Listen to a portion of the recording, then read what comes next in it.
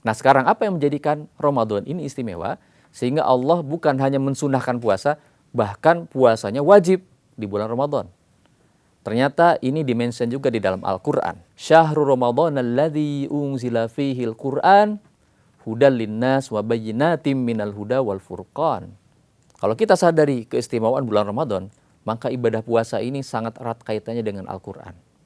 Allah Ta'ala memerintahkan kita menahan lapar, menahan haus, agar kita tidak tersibukkan dengan makan minum. Lalu kita tersibukkan dengan apa? Kita tersibukkan dengan Al-Quran. Para ulama bahkan, ulama terdahulu, kalau masuk bulan Ramadan itu menghentikan semua majelisnya. Yang belajar fikih, yang belajar ini itu dihentikan.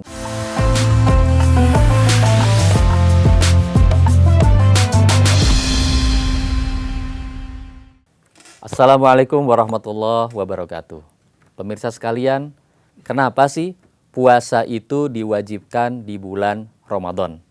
Kenapa di bulan-bulan lainnya kita tidak ada kewajiban berpuasa dan hanya di bulan Ramadan saja diwajibkan berpuasa selama sebulan penuh? Kenapa demikian? Pemirsa sekalian, kewajiban berpuasa di bulan Ramadan selain bahwa memang diwajibkan berdasarkan ayat Allah Ta'ala di dalam Al-Quran, Ya ayyuhalladzina amanu kutiba alaikumusyamu kama kutiba alal ladzina min qablikum la'allakum tattaqun. Wahai orang-orang yang beriman, diwajibkan atas kalian berpuasa sebagaimana diwajibkan atas orang-orang sebelum kalian agar kalian menjadi orang yang bertakwa. Nah, selain bahwa memang Allah wajibkan di dalam Al-Quran sebagai kewajiban bagi kita, sebagaimana orang-orang umat-umat yang ada sebelum kita juga Allah wajibkan berpuasa, tapi selain itu ada satu hal yang menjadikan bulan ini istimewa sehingga Allah wajibkan berpuasa. Pemirsa sekalian, kalau kita lihat pola-pola ibadah puasa di dalam Islam, beberapa di antaranya memang untuk menghormati keistimewaan hari itu. Contoh puasa sunnah Arafah. Puasa sunnah Arafah ada untuk menghormati atau mengagungkan, memuliakan ibadah yang dilaksanakan oleh jutaan umat Islam di hari tersebut. Apa itu? Yaitu ibadah wukuf Arafah. Itulah yang menjadikan hari itu istimewa. Dengan demikian Allah mensunahkan adanya puasa di hari tersebut. Nah sekarang apa yang menjadikan Ramadan ini istimewa? Sehingga Allah bukan hanya mensunahkan puasa, bahkan puasanya wajib di bulan Ramadan. Ternyata ini dimention juga di dalam Al-Quran. Syahrul Ramadan alladzi unzila fihil Qur'an hudal linnas wa bayyinatim minal huda wal furqan. Bulan Ramadan ini adalah bulan diturunkannya Al-Quran. Sebagai apa? Sebagai petunjuk dan penjelas. Nah, jadi yang menjadikan Ramadan ini istimewa adalah adanya peristiwa turunnya Al-Quran. Allah menurunkan Al-Quran itu di bulan Ramadan. Sementara Al-Quran, pemirsa sekalian, adalah nikmat terbesar. Bukan hanya bagi Nabi Muhammad SAW sebagai sosok manusia yang dipilih Allah untuk menyampaikan Al-Quran. Juga bukan hanya untuk para sahabat. Juga bukan hanya untuk bangsa Arab. Al-Quran adalah kenikmatan bagi seluruh manusia di dunia ini. Seluruh manusia. Kenapa? Karena Al-Quran memberikan cahaya. Al-Quran memberikan petunjuk. Maka dengan turunnya Al-Quran, berubahlah peradaban. Kalau kita lihat bangsa Arab adalah bangsa yang pertama kali menerima Al-Quran, berubah peradabannya. Dari peradaban yang rendah, yang mereka tidak mengenal peradaban, mereka hidup di padang pasir, menjadi peradaban yang besar, menjadi peradaban yang agung, dan bahkan menjadi soko guru dunia. Jadi Quran ini berhasil mentransformasi sebuah kaum, dan bahkan sebuah banyak kaum, banyak bangsa di dunia sampai hingga saat ini dan sampai kita pun merasakannya. Padahal kita jauh dari Arab dan padahal zaman kita jauh dari zaman Rasulullah SAW, tapi kita dapat menikmati hidup dengan Al-Quran, hidup yang mulia, hidup yang jauh dari kenistaan, hidup yang baik, hidup yang bahagia. Karena apa? Karena Al-Quran. Karena itu turunnya Al-Quran menjadi kenikmatan terbesar bagi umat manusia. Maka dari itu, dalam rangka menghormati Al-Quran ini, memuliakan turunnya Al-Quran, peristiwa turunnya Al-Quran di bulan Ramadan, kemuliaan itu kemudian kita tanda kutip peringati dengan berpuasa selama 1 bulan penuh. Jadi pemirsa sekalian, ibadah puasa di bulan Ramadan tidak bisa dilepaskan dari Al-Quran. Ibadah puasa tidak bisa kita maknai hanya sekedar menahan lapar dan menahan haus, hanya sekedar menunggu momen berbuka puasa, apalagi hanya sekedar menunggu momen lebaran saja. Tidak bisa seperti itu. Kalau kita sadari keistimewaan bulan Ramadan, maka ibadah puasa ini sangat erat kaitannya dengan Al-Quran. Allah Ta'ala memerintahkan kita menahan lapar, menahan haus, agar kita tidak tersibukkan dengan makan minum.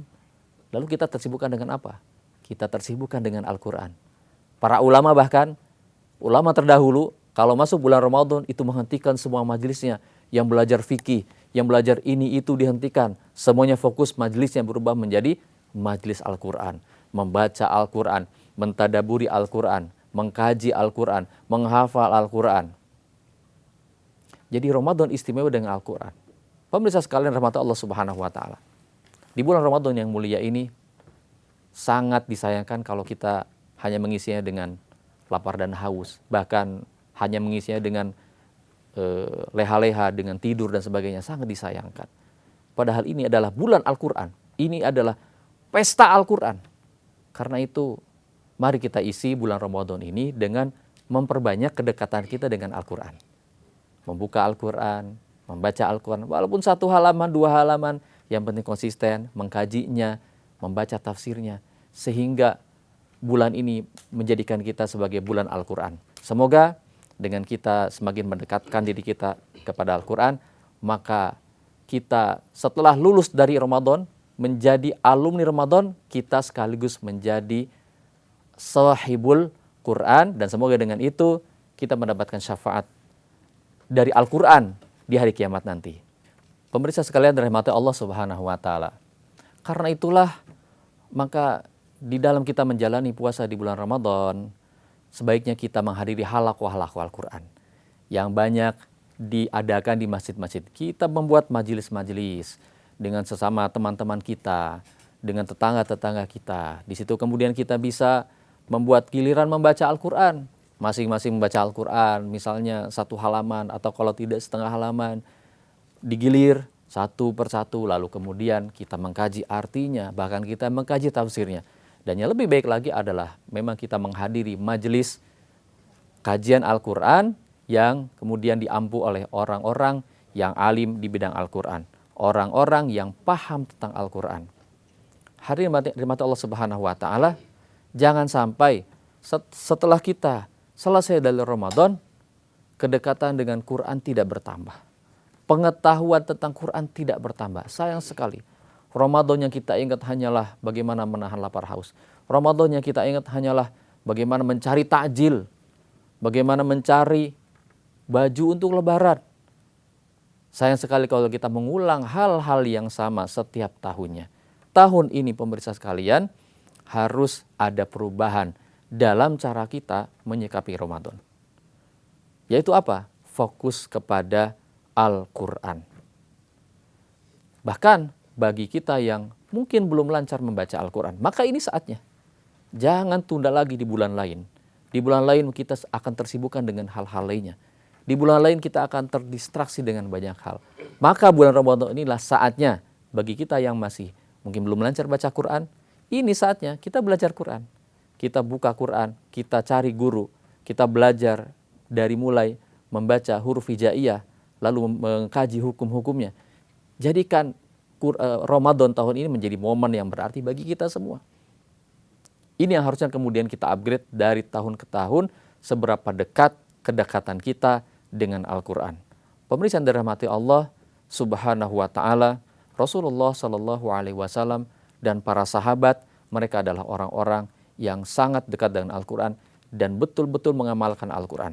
Sampai-sampai Umar bin Khattab radhiyallahu ta'ala anhu pernah berkata bahwa pada zaman kami, yaitu zaman sahabat, tidaklah kemudian turun 10 ayat kepada kami, kecuali kami hafalkan dulu, kami tadaburi dulu, kami kemudian amalkan dulu dalam kehidupan sebelum kami menerima 10 ayat lainnya. Inilah juga yang harus menjadi mental kita semua ketika kita berinteraksi dengan Al-Quran. Wassalamualaikum warahmatullahi wabarakatuh.